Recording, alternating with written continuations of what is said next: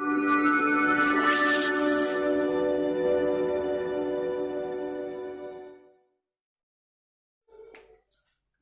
हिंद साथियों, एक नए वीडियो के साथ शिक्षा दृष्टि चैनल में आप सबका स्वागत है। शैक्षिक तकनीकी प्रश्नोत्तरी भाग 2 के नाम से यह नया वीडियो आप सबके सामने प्रस्तुत है। साथियों, शैक्षिक तकनीकी से संबंधित पिछले वीडियो में हमने 25 प्रश्नों की एक प्रश्नोत्तरी वस्तुनिष्ठ प्रश्नों की एक श्रृंखला लेकर प्रस्तुत हुए थे। इस नए वीडियो में शैक्षिक तकनीकी से बनने वाले परीक्षाओं में पूछे जाने वाले कुछ महत्वपूर्ण प्रश्नों को लेकर मैं पुनः प्रस्तुत हुआ हूं। आइए हम प्रारंभ करते हैं। ऐसे कौन कौन से प्रश्न हैं शैक्षिक तकनीकी से संबंधित जो परीक्षाओं में पूछा जाता है। पहला प्रश्न है हमारा, शैक्षिक तकनीकी तृतीय का संबंध किस मनोवैज्ञानिक सिद्धांत से होता है। शैक्षिक तकनीकी तृतीय, हमने पिछले वीडियो में बताया था कि शैक्षिक तकनीकी 3 पार्ट हैं, सॉफ्टवेयर, हार्डवेयर और प्रणाली उपागम। प्रणाली उपागम सिस्टम एनालिसिस को शैक्षिक तकनीकी थर्ड बोला जाता है। इसका संबंध किस मनोवैज्ञानिक सिद्धांत से है, ये प्रश्न पूछता है। किस सिद्धांत से संबंधित है ये, किस सिद्धांत से संबंधित है, तो आपको बताना है गेस्टाल्टवादी सिद्धांत। गेस्टाल्टवादी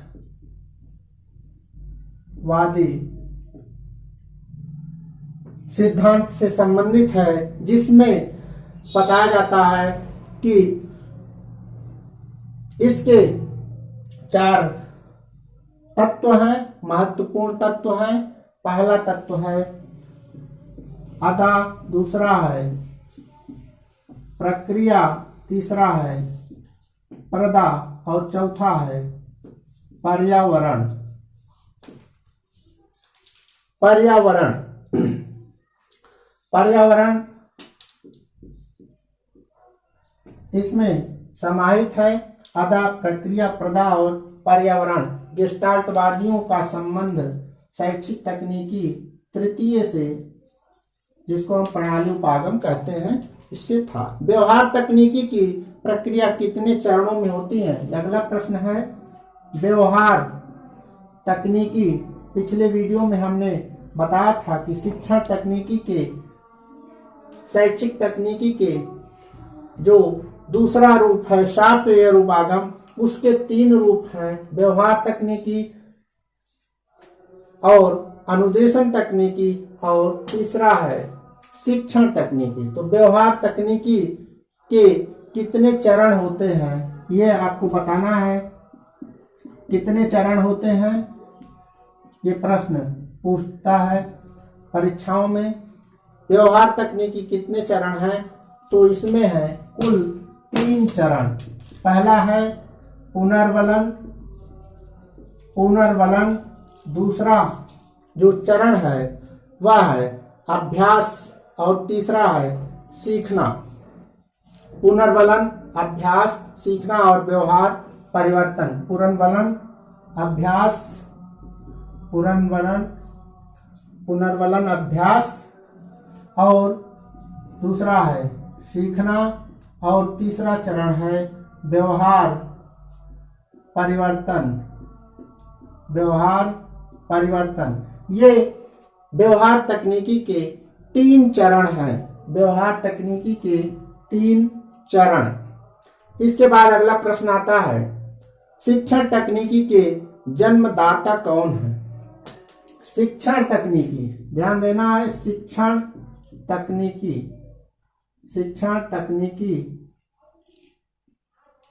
के जन्मदाता। शिक्षण तकनीकी के जन्मदाता कौन माने जाते हैं। इसमें अगर ये प्रश्न आता है तो तो आपको चुनना है Morrison, Herbert, Davis, Hunt. Morrison, Herbert, Davis और हंट ये विद्वान शिक्षण तकनीकी के विकास में योगदान दिए, इनको जन्मदाता माना जाता है। अनुदेशन तकनीकी, सॉफ्टवेयर उपागम का दूसरा रूप। अनुदेशन तकनीकी के जन्मदाता कौन है, ये प्रश्न पूछता है तो इसमें ब्रूनर, ग्लेशियर, आशुबेल, स्किनर, इसमें आपको बताना है ब्रूनर, ग्लेशियर, आशुबेल और स्किनर। ध्यान देना है, स्किनर ने प्रोग्राम्ड लर्निंग का विकास किया था 1950 में। पिछले वीडियो में हमने बताया था प्रोग्राम लर्निंग का विकास करने वाले मनोवैज्ञानिक बीएफ स्किनर थे, जिन्होंने जीव जंतुओं पर अध्ययन करने के उपरांत इस सिद्धांत को शिक्षा के क्षेत्र में प्रयोग किया। इसके बाद अगला जो प्रश्न बनता है हमारे सामने प्रस्तुत होता है वह है व्यवहार तकनीकी। व्यवहार तकनीकी, व्यवहार तकनीकी के जन्मदाता, व्यवहार तकनीकी के जन्मदाता कौन माने जाते हैं, इसमें स्किनर, एमिडन, फ्लैंडर, ओबर, इसमें भी स्किनर माने जाते हैं और फ्लैंडर्स माने जाते हैं।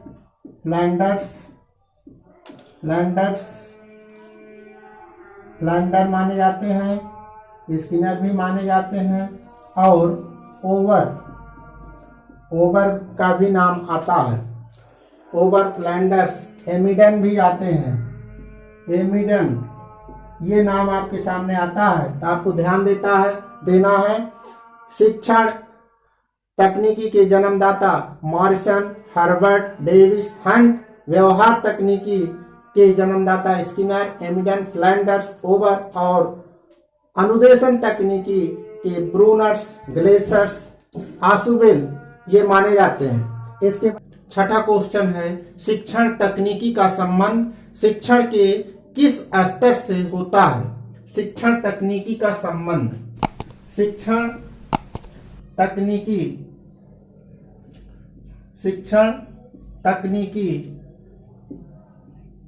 का संबंध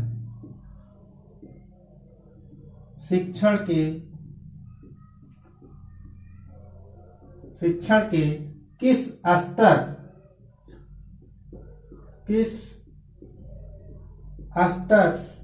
से है, ये प्रश्न है। हमने बताया था शिक्षण तकनीकी के 3 स्तर होते हैं, स्मृति, बोध और चिंतन। और इसमें शिक्षण तकनीकी का स्तर पूछ रहा है। शिक्षण का स्तर जो 3 होता है, शिक्षण तकनीकी में तीनों स्तर समाहित होते हैं, स्मृति, बोध और चिंतन। अनुदेशन तकनीकी, व्यवहार तकनीकी और शिक्षण तकनीकी तीनों सॉफ्टवेयर के पार्ट है। स्मृति, बोध और चिंतन तीनों से संबंध शिक्षण तकनीकी से होता है। इसके बाद सातवां प्रश्न जो आपके सामने है वह अनुदेशन तकनीकी। इसमें पूछ रहा है अनुदेशन तकनीकी का संबंध। अब इसमें इसका क्या संबंध है, किस स्तर से, ये क्वेश्चन आ जाए तो आपको क्या उत्तर देना है। अनुदेशन तकनीकी का संबंध सिर्फ स्मृति स्तर से होता है। स्मृति स्तर, शिक्षण तकनीकी में स्मृति, बोध, चिंतन तीनों स्तर समाहित हैं और अनुदेशन तकनीकी में सिर्फ स्मृति स्तर से संबंध होता है। वहीं व्यवहार तकनीकी इसका संबंध किससे होता है। व्यवहार तकनीकी अगर पूछ लेता है तो इसमें आपको बताना है स्मृति और बोध, स्मृति और बोध, स्मृति और बोध स्तर, स्मृति और बोध स्तर से व्यवहार तकनीकी का संबंध होता है। ये ध्यान में रखना है, शिक्षण का तीनों से, अनुदेशन का सिर्फ स्मृति से और व्यवहार तकनीकी का स्मृति और बोध दोनों स्तर से होता है। हम 9वें क्वेश्चन की तरफ बढ़ते हैं। 9वां क्वेश्चन क्या है? शिक्षण तकनीकी में शिक्षक की भूमिका। शिक्षण तकनीकी में शिक्षक की भूमिका। शिक्षक की भूमिका शिक्षा व्यवस्था में बहुत ही महत्वपूर्ण होती है। शिक्षक की भूमिका। अब आपको ये बताना है, प्रश्न बनता है कि शिक्षण तकनीकी में शिक्षक की क्या भूमिका है। इसमें मुख्य या प्रधान भूमिका, प्रबंधक के रूप में, व्यवस्थापक के रूप में, या मुख्य, ये आप दे सकते हैं, क्योंकि शिक्षक ही सब कुछ प्रेजेंट करता है और छात्र उसको ध्यानपूर्वक सुनते हैं, ग्रहण करते हैं। शिक्षण तकनीकी में शिक्षक की भूमिका प्रधान होती है, मुख्य होती है, प्रबंधक के रूप में होती है। वहीं अगला प्रश्न बन जाता है कि अनुदेशन तकनीकी।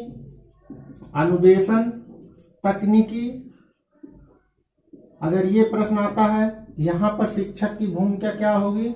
अनुदेशन तकनीकी में शिक्षक की भूमिका सहायक के रूप में होती है। सहायक के रूप में, सहायक के रूप में होती है। और व्यवहार तकनीकी में, व्यवहार तकनीकी जो सॉफ्टवेयर का तीसरा पार्ट है, अगर ये पूछता है कि व्यवहार तकनीकी में शिक्षक की क्या भूमिका होती है, तो आपको बताना है व्यवहार तकनीकी में शिक्षक की भूमिका गौण होती है। अर्थात बस केवल शिक्षक का काम निर्देशन दे देना है, व्यवस्था में सहायता देनी है, बाकी वह मुख्य भूमिका में नहीं होता है। तो ये 11 प्रश्न हुए प्रश्नोत्तरी के शिक्षण तकनीकी में शिक्षक की भूमिका। आइए अगले प्रश्न की तरफ बढ़ते हैं। 12वें प्रश्न की तरफ बढ़ते हैं। बहुत महत्वपूर्ण टॉपिक है और आपको ध्यान में रख के परीक्षा की तैयारी करना है। आजकल शिक्षा व्यवस्था में शैक्षिक तकनीकी से प्रश्न जो भी कंपटीशन हो रहे हैं उसमें आ रहे हैं, इसलिए गंभीरता पूर्वक आपको अध्ययन करना है। 12वें प्रश्न की तरफ बढ़ते हैं। संप्रेषण नियंत्रक शब्द।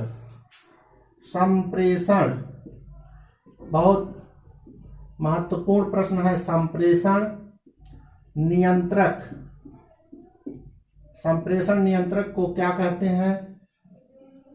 साइबरनेटिक्स,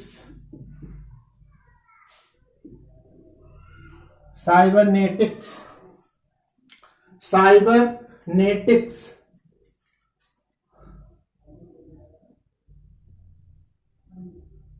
साइबरनेटिक्स, साइबरनेटिक्स किस भाषा से निकला है? प्रश्न बनता है, किस भाषा का शब्द है ये?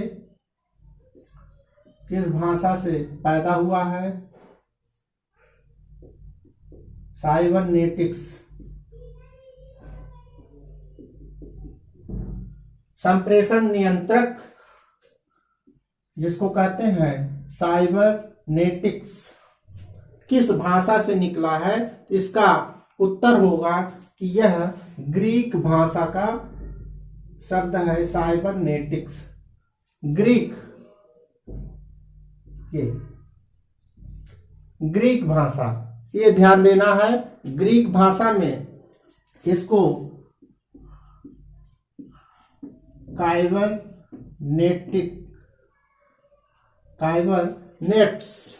काइबरनेट्स बोलते हैं, जिसका मतलब होता है पायलट। पायलट होता है, शासक होता है, पायलट या शासक, जिसका काम होता है शासन करना, शासन करना। प्रशासक भी प्रयोग होता है, ध्यान देना है, प्रशासक भी प्रयोग होता है। तो ये शासन करना, शासक, प्रशासक, काइबरनेट्स, ये ग्रीक भाषा का शब्द है, ये ध्यान में रखना है आपको। ग्रीक भाषा से ये निकला है काइबरनेटिक्स, काइबरनेट्स।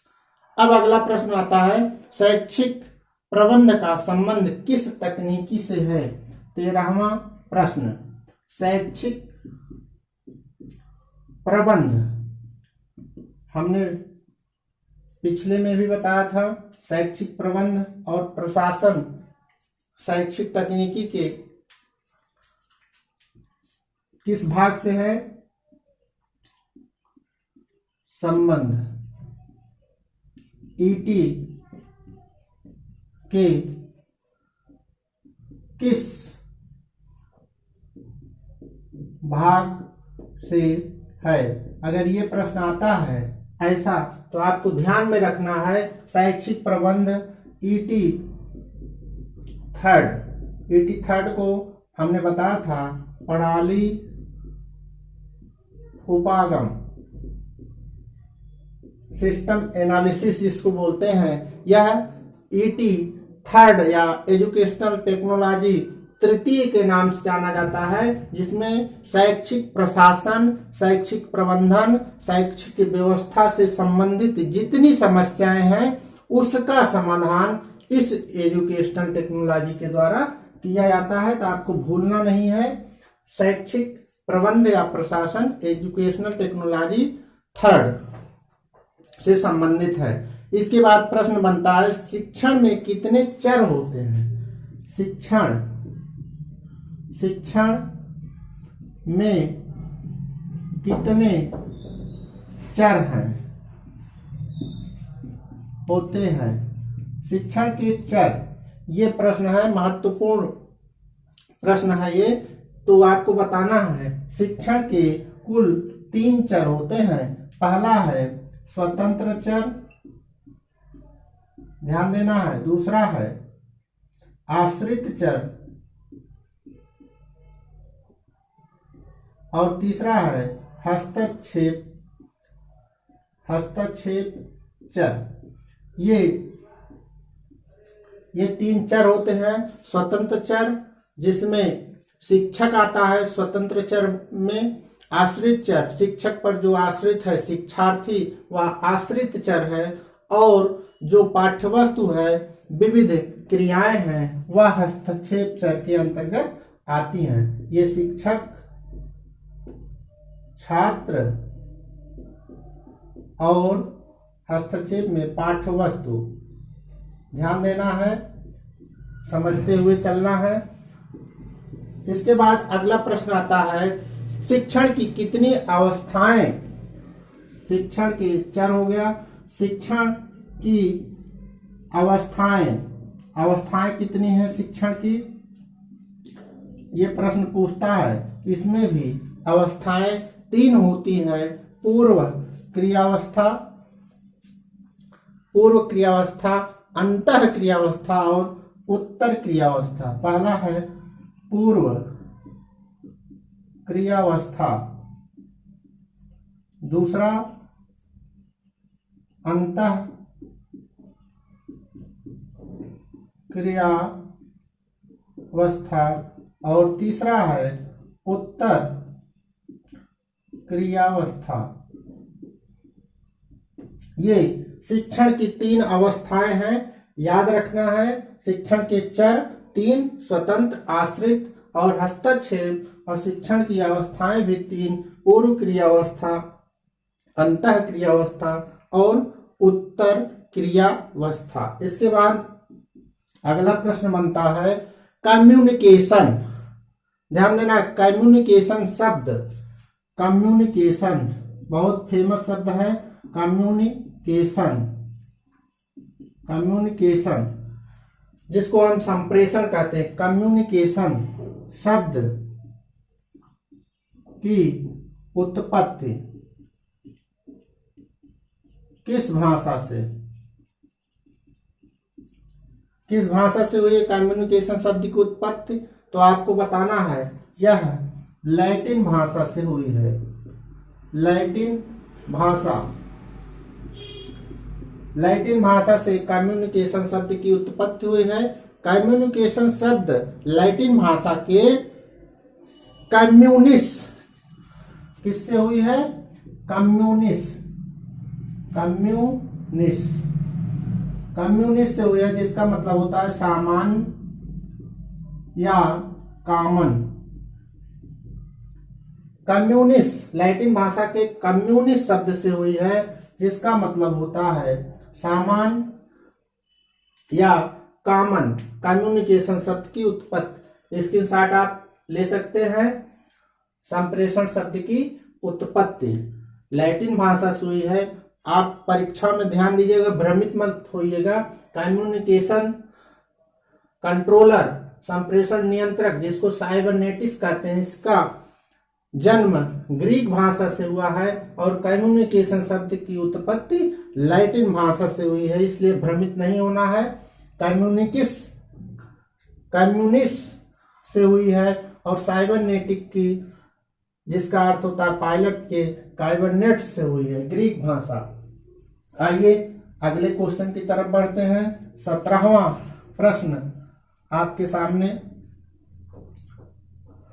परीक्षाओं में पूछा जाता है। संप्रेषण शब्द की उत्पत्ति। इसके बाद अगला प्रश्न है संप्रेषण का अर्थ। संप्रेषण का क्या अर्थ है?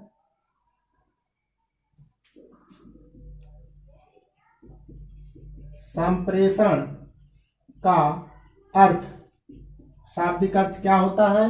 ध्यान देना है। यह भी पूछता है संप्रेषण का अर्थ। संप्रेषण का सामान्य अर्थ जो हम जानते हैं, जो हमको सिलेक्ट करना है प्रश्न पूछने पे, वह है सूचना।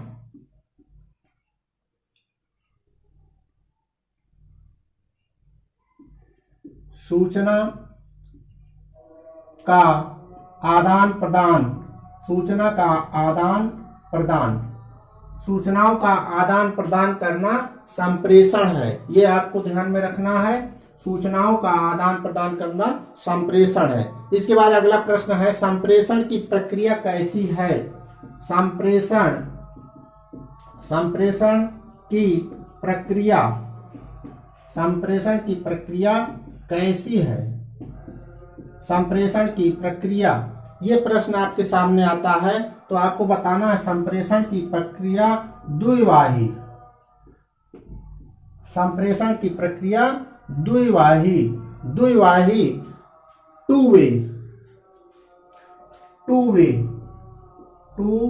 वे, इसको हम सामाजिक प्रक्रिया के अंतर्गत लेते हैं। सामाजिक प्रक्रिया, संप्रेषण की प्रक्रिया कैसी है? संप्रेषण की प्रक्रिया सामाजिक है, टू वे है, द्विवाही है, सामाजिक। और अगला प्रश्न है आपके सामने जो प्रस्तुत है वह है संप्रेषण के प्रकार। संप्रेषण के प्रकार। संप्रेषण के कितने प्रकार हैं? 2 प्रकार हैं, शाब्दिक और अशाब्दिक। शाब्दिक और अशाब्दिक संप्रेषण के 2 प्रकार हैं। ध्यान देना है, आपको भूलना नहीं है।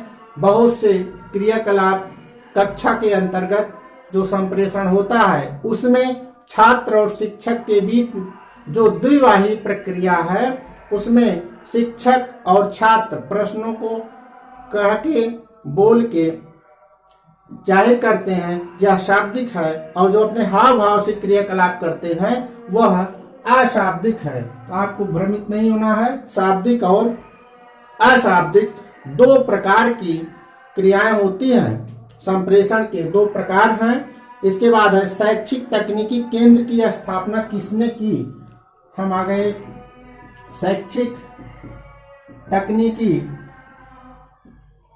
केंद्र की स्थापना, शैक्षिक तकनीकी केंद्र की स्थापना किसने की? भारत में। आपको बताना है भारत में शैक्षिक तकनीकी केंद्र की स्थापना एनसीईआरटी राष्ट्रीय शैक्षिक अनुसंधान एवं प्रशिक्षण परिषद इसने की है। शैक्षिक तकनीकी केंद्र की स्थापना एनसीईआरटी ने सर्वप्रथम की है भारत में। साखी अभिक्रमित अनुदेशन के प्रवर्तक, अगला क्वेश्चन, साखीय अभिक्रमित अनुदेशन आपको ध्यान में रखना है। अभिक्रमित अनुदेशन साखीय और रेखीय दो प्रकार हैं। साखीय अभिक्रमित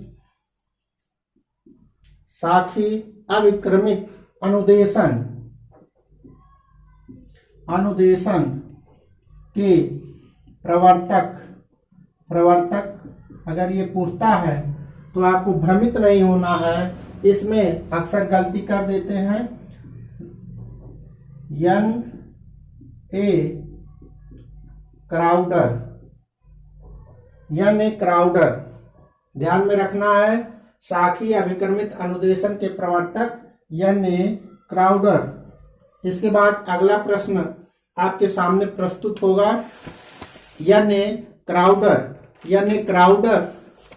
इसके प्रवर्तक हैं साखीय के। अगला प्रश्न आता है, जो प्रश्न पूछता है रेखीय अभिक्रमित अधिगम के प्रवर्तक। हमने कहा कि रेखीय और साखी दो प्रकार हैं, तो रेखीय अभिक्रमित अनुदेशन के प्रवर्तक अगर पूछता है तो आपको भ्रमित नहीं होना है। इसमें लिखना है बी एफ स्किनर। 1950 में बीएफ स्किनर ने अभिक्रमित अनुदेशन का निर्माण किया। रेखीय अभिक्रमित अधिगम स्किनर का है और साखी अभिक्रमित अधिगम अनुदेशन एन ए क्राउडर का है। ध्यान में रखना है। इसके बाद अगला क्वेश्चन है 23वां क्वेश्चन, सूक्ष्म शिक्षण के कितने पद हैं? सूक्ष्म शिक्षण के कितने पद होते हैं? सूक्ष्म शिक्षण के कितने पद होते हैं? ध्यान देना है, बहुत महत्वपूर्ण प्रश्न है। सूक्ष्म शिक्षण के पद, सूक्ष्म शिक्षण के कितने पद होते हैं? तो आपको ये प्रश्न आता है तो सूक्ष्म शिक्षण के कुल 5 पद हैं। 5 पद ध्यान में रखना है। सूक्ष्म शिक्षण के कुल 5 पद हैं। सूक्ष्म शिक्षण के कुल 5 पद हैं। ये 23 क्वेश्चन हो गया। स्क्रीनशॉट ले सकते हैं, बहुत महत्वपूर्ण प्रश्न है, परीक्षाओं में पूछे जाते हैं। सूक्ष्म शिक्षण के पद 23। इसके बाद हम 24वें क्वेश्चन पे पहुंचेंगे। 24वां क्वेश्चन बहुत ही महत्वपूर्ण परीक्षा की दृष्टि से। व्यवहार तकनीकी विकसित करने का श्रेय, 24वां, व्यवहार तकनीकी विकसित करने का श्रेय किसे है? व्यवहार तकनीकी विकसित करने का श्रेय किसे है? हमने सॉफ्टवेयर उपागम के 3 पार्ट बताए थे, अनुदेशन तकनीकी, व्यवहार तकनीकी और शिक्षण तकनीकी। तो व्यवहार तकनीकी को विकसित करने का श्रेय बीएफ स्किनर को है। ध्यान देना है, बीएफ स्किनर ने व्यवहार तकनीकी का विकास किया। व्यवहार तकनीकी। 25वां प्रश्न, इस प्रश्नोत्तरी का 25वां प्रश्न है, इंटरनेट सम्मिलित है इंटरनेट सम्मिलित है, किसमें सम्मिलित है?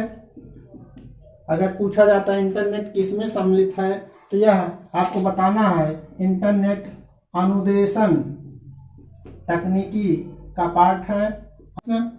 उद्देश्यों को व्यवहारगत रूप से लिखना किस कार्य के अंतर्गत आता है?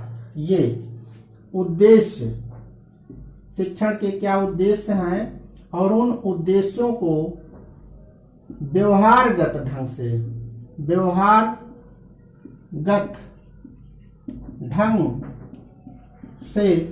लिखना, उद्देश्यों को व्यवहारगत ढंग से लिखना किस कार्य के अंतर्गत है? किस कार्य के अंतर्गत है? ये प्रश्न है, किस कार्य के अंतर्गत है उद्देश्यों को व्यवहारगत ढंग से लिखना? यह है शिक्षण नियोजन। शिक्षण नियोजन, हम जो भी पढ़ाना है उसको जिस उद्देश्य को ध्यान में रखते हुए शिक्षण की प्रक्रिया को प्रारंभ करते हैं उसमें पहला चरण है शिक्षण का नियोजन।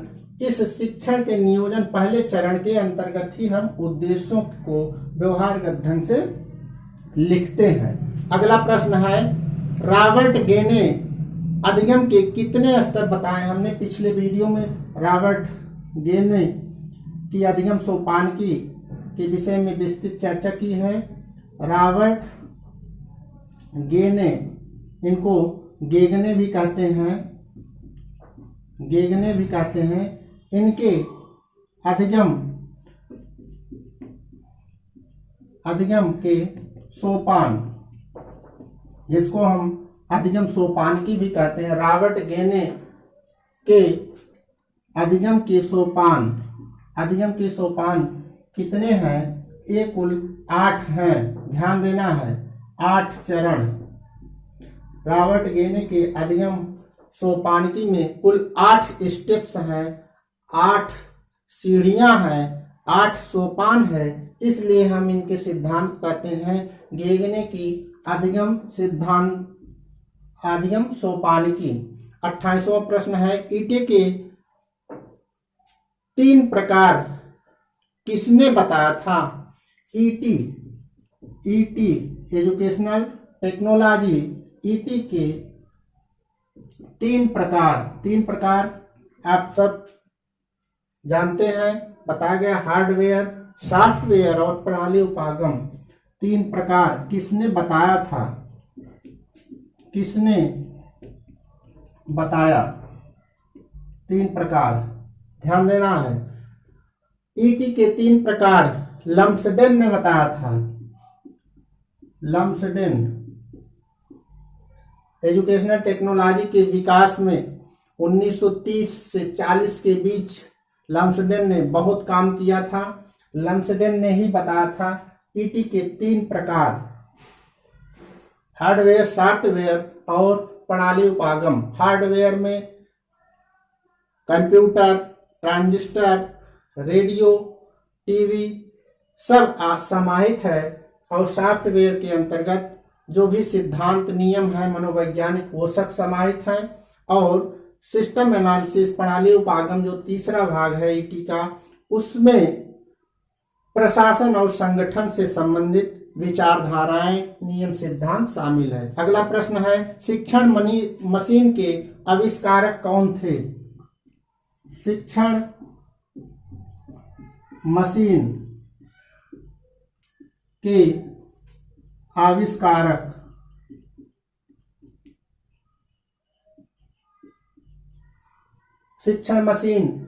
आविष्कारक कौन थे?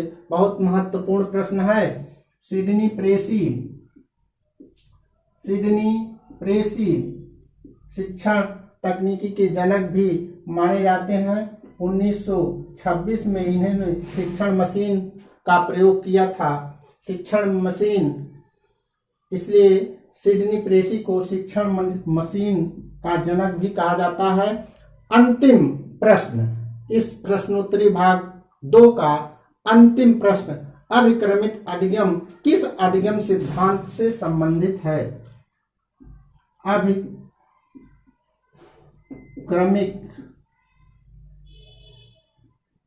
अधिगम, ध्यान देना है, स्किनर का अभिक्रमिक अधिगम किस मनोवैज्ञानिक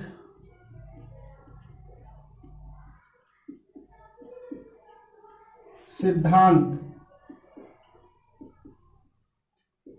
से संबंधित है? ये प्रश्न किस मनोवैज्ञानिक सिद्धांत से संबंधित है अभिक्रमित अधिगम? तो आपको स्किनर का प्रसिद्ध सिद्धांत है, याद रखना है, क्रिया प्रसूत अधिगम सिद्धांत, क्रिया प्रसूत अधिगम सिद्धांत या क्रिया प्रसूत अनुबंधन सिद्धांत BF स्किनर का है, ये भी ध्यान देना है। स्किनर का क्रिया प्रसूत अधिगम सिद्धांत है अभिक्रमित अधिगम। इस प्रकार से शैक्षिक तकनीकी प्रश्नोत्तरी भाग 2 में हम कुल 30 प्रश्नों के साथ आप सबके सामने पुनः प्रस्तुत हुए। इसका दूसरा भाग, पहला भाग हमने पिछले वीडियो में 25 प्रश्नों की एक प्रश्नावली लेकर आए थे। डिस्क्रिप्शन बॉक्स में लिंक दिया है पिछले वीडियो का, आप सब उसमें बताए गए जो महत्वपूर्ण प्रश्न हैं उसको देख सकते हैं, परीक्षा की तैयारी कर सकते हैं। ये 30 प्रश्नों की श्रृंखला यहीं पर समाप्त होती है। हम अगले वीडियो में पुनः आप सब के सामने एक नया टॉपिक के साथ प्रस्तुत होंगे। वीडियो को देखने के लिए, चैनल को आगे बढ़ाने के लिए आप सबको बहुत बहुत धन्यवाद।